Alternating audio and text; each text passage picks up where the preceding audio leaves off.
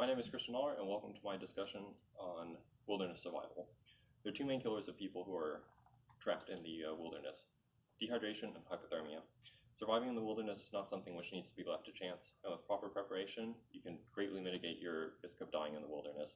If you can stay warm and hydrated at the beginning part of being trapped alone in the wilderness, your chances of surviving are greatly increased during this critical window.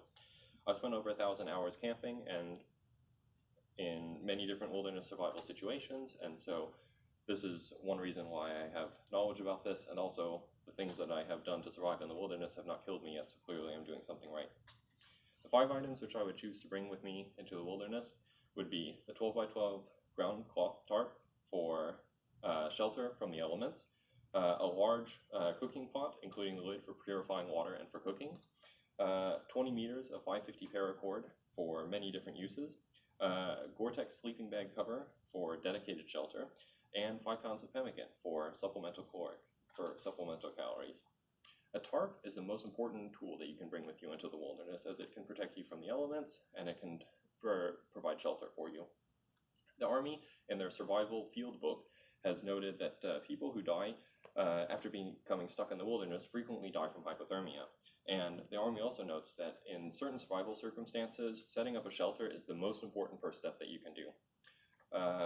In Camping 101, a journal which is published in the Sportsman's Guide magazine by Watson in 2013, he notes that tarps can also be used for storing and collecting rainwater, as well as for signaling in case you're looking to be found by rescuers and you have a brightly colored tarp. This is a great way that rescuers can find your position by seeing this brightly colored tarp.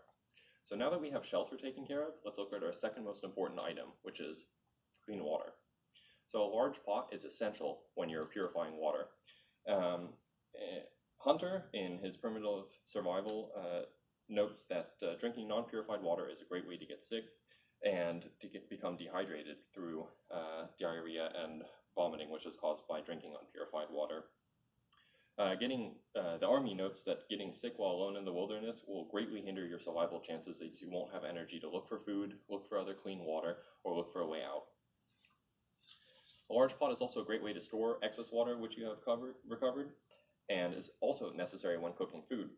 In the Thrill List magazine, in 10 Items Needed to Survive in the Wilderness by Diab in 2016, notes that making a tool which does the job of cooking as well as a pot is an inefficient use of energy. And also, the Harvard Medical Journal in Cold Harbor Spring Symposium on Quantitative Biology notes that food is much more nutritious as cooked, so any food which you acquire, it would be better for you if you have cooked it. So clean water and shelter are the most important things to survive. Once we have those things, we can start looking and building the tools necessary for long-term survival. 20 meters of 550 paracord is possibly the most versatile tool that's on this list. The Army notes in their survival handbook that using paracord and combined with other naturally occurring resources such as sticks and stones, you can craft several different types of survival tools.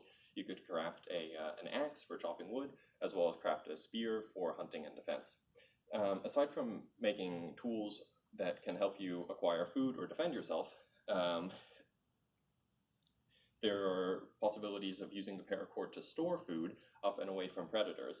A Pacific Coast trail hiker who is extremely versed at this type of wilderness experience wrote in The Ultimate Hang that using paracord to hang your food is a great way to protect it from being consumed by other predators. So using the above items for multiple uses are great, but it's also extremely important to have a dedicated shelter. Having a dedicated shelter is one of the most important things that you can have, as it will give you a place where you can make sure that you don't get wet, and then by getting wet, get hypothermia. Being a single-use item, it has the advantage of never being used for anything else, and it will always be there. In the Army Survival Manual, they note that having a dedicated shelter and establishing a dedicated camp can be important for people's mental state when surviving in the wilderness. So now that we've looked at our only single-use item, let's look at our last multi-use tool. 5 pounds of pemmican. Pemmican is a type of food which consists of dried meats and fruits, which are stored in such a way that they do not need to be refrigerated and last for a very long time. In Devitt's Off the Grid article, he mentions that pemmican can store up for a year without needing to be refrigerated, and is a great food to bring with you into the wilderness, as it can supplement your calories for when you are looking for other food and looking for other resources to consume that are not the foods that you have brought with you.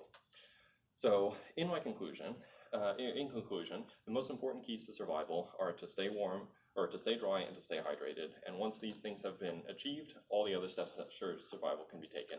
The items which I would bring are a tarp, a large pot,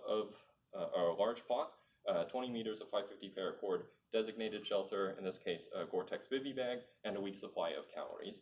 If you have the items with you during a survival situation, your likelihood of surviving is greatly increased. Thank you.